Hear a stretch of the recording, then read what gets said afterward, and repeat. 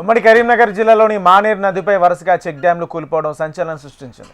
November 23న Peddapalli Karimnagar జిల్లాల సరిహద్దులోని మానేరు వాగులో check dam ధ్వంసమైంది.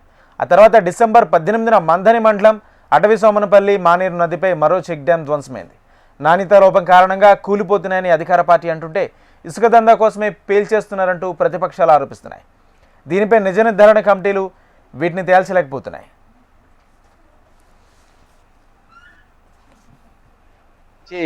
ఇవాళ ఉన్నటువంటి ఎమ్మెల్యే దుద్దిల్ల శ్రీధర్ గారు బీఆర్ఎస్ పార్టీ ప్రభుత్వం ఉన్నప్పుడు కూడా ఈ చెక్ డ్యాములు నిర్మాణం అయినప్పుడు కూడా ఈ చెక్ డ్యాములు వద్దు, ఇక్కడ కట్టద్దు, ఇవి ఉండొద్దని వారు ప్రెస్ మీట్లలో కూడా చెప్పడం జరిగింది.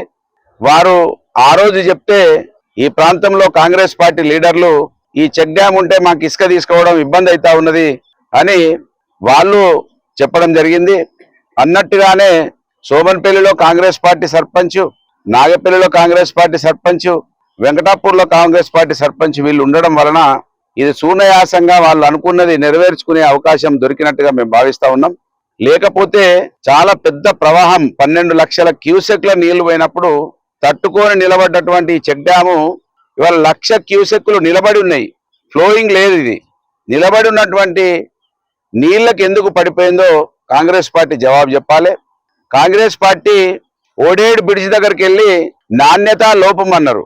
ఇప్పటి వరకు ఓడేడు బ్రిడ్జిలో నాణ్యత లోపంతో అది ఆ గడ్డలు కింద పడ్డాయా, ఎందుకు కింద పడ్డాయో నిర్ధారించలేదు.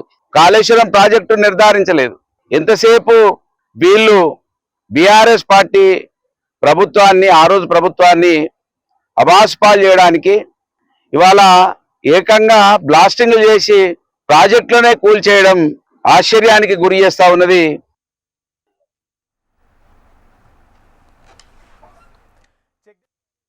బీఆర్ఎస్ పార్టీ ప్రభుత్వం ఉన్నప్పుడు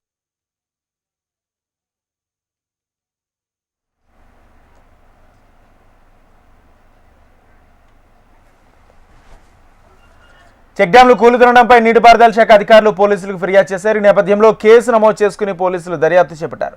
తాజాగా కూలిన అడవిసోమనపల్లి చెక్ డ్యాం 120 మీటర్ల మేర మొక్కలుగా పగిలిపోయింది.